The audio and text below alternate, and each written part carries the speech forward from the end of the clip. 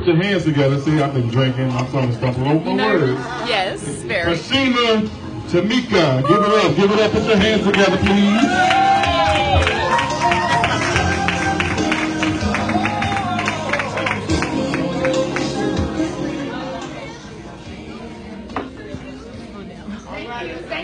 Thank you.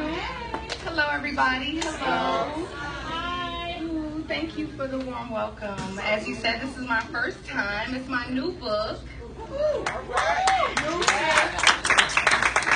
Thank you. It's called Selfish is the New Sexy. And it's a woman empowerment book. It can help everybody, but I do believe that if you heal the woman, then you heal everybody. Okay. So I would like to read for my first time. Okay, that's my nerves. Okay, we getting them out.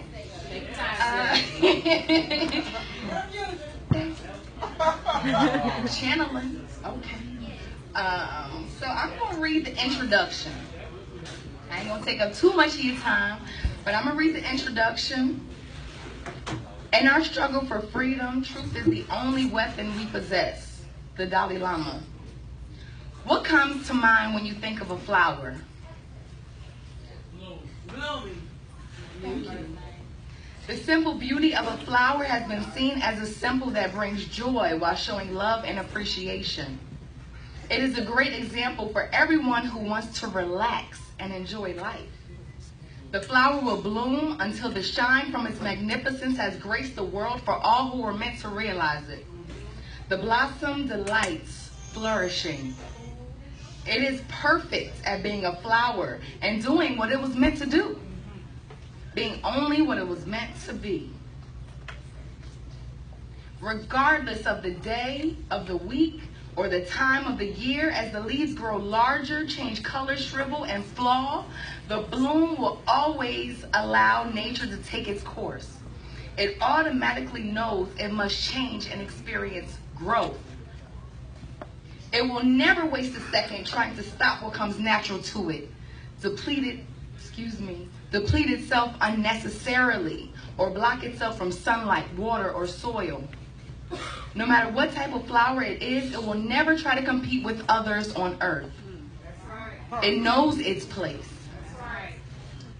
It will not shrink itself so another flower can bloom or try to overshadow the beauty of another. It just radiates love, shines, and attracts what it needs. It lives on creating and leaving seeds that continue to construct more and more beauty in all of our environments, continuously providing nourishment and facilitating expansion in the world for future generations to come. They may not love what comes with every season, but they bounce back in full glory as they change.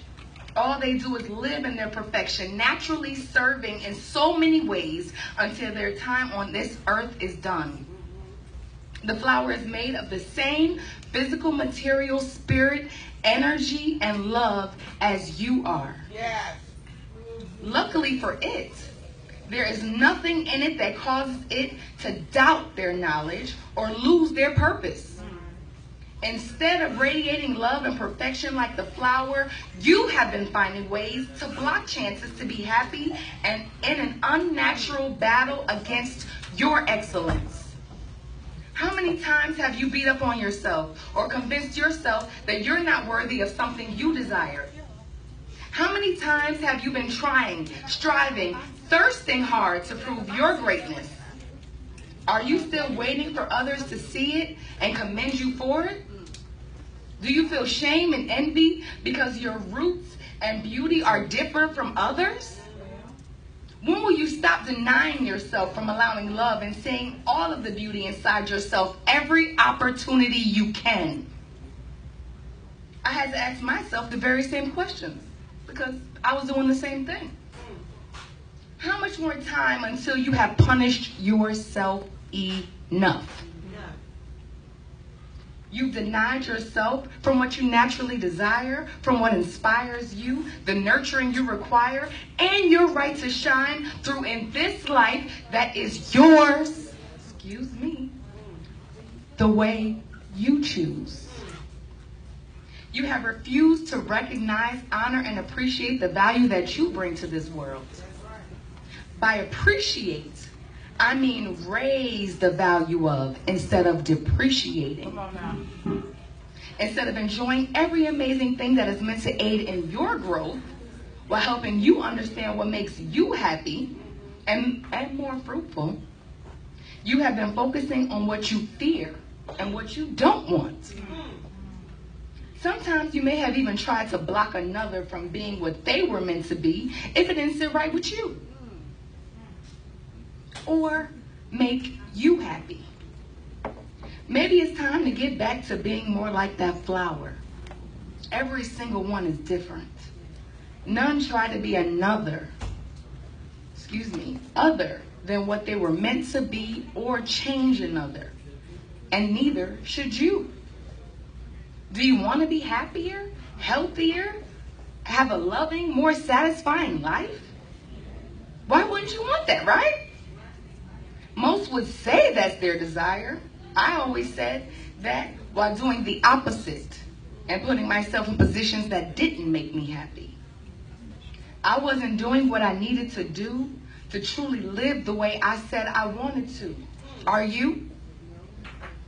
In the beginning, I was inspired to write this book for me.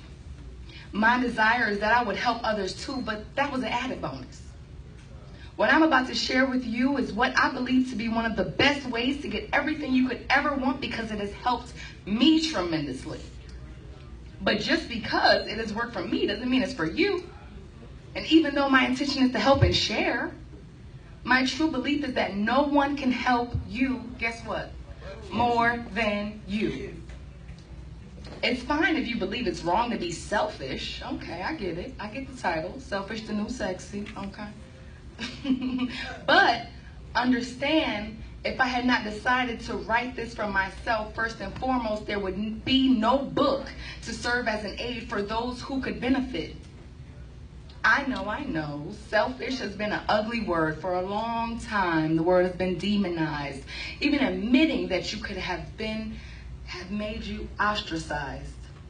It's associated with being stingy, greedy, which is a how dare you, stab you in the back and front, kick you while you down, and pour salt in your wounds type of offense.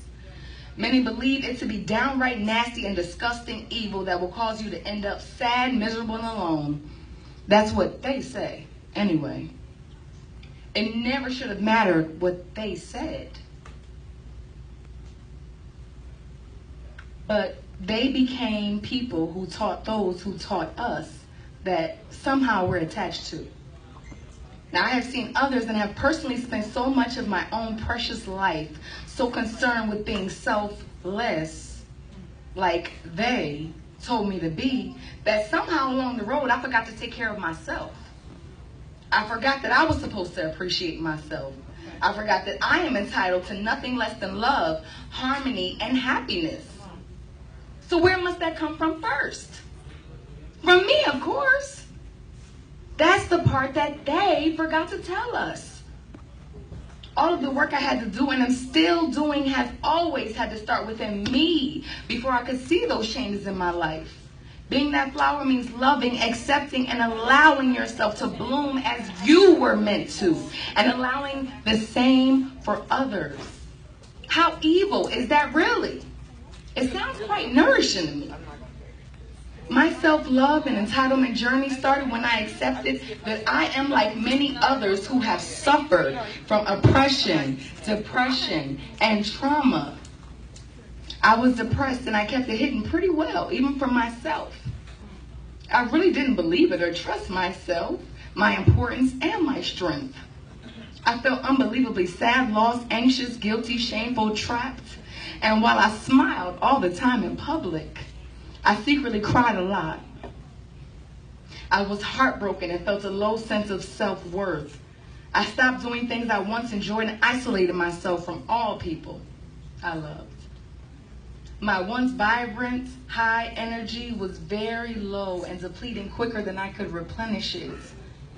It was pointed out to me by friends of mine on 2 separate occasions that I had been suffering from depression. Initially, I did not want to believe or even confront it as a strong and powerful woman. I could never admit that. It made me feel weak. While I wanted to be viewed as an expert, I was living in an internal nightmare of sadness that lingered because I was not dealing with it. The last thing I wanted to do was shine a light on it. Then I realized what I was doing wrong. The first time I took a step back and really examined my life, I realized that I had been sabotaging my happiness for a very long time. I started to notice the things I was thinking, saying, and doing. One more time. I started to notice the things that I was thinking, saying, and doing, as well as excuses I was making that kept me in an unhappy cycle. I had fears that I couldn't and wouldn't admit that kept my light dim. Part of me knew that I was stopping myself from getting everything I wanted, but I was unconsciously punishing myself for reasons I wasn't even aware of, and even in ways I didn't completely know about. I had to figure out how to make a change. Thank you guys. I appreciate you reading, listening to our book. If you would like to buy the book, it's on selfishandsexy.com, on Amazon. Selfish is the new sexy. My Instagram is Ashima Tamika. Thank you guys.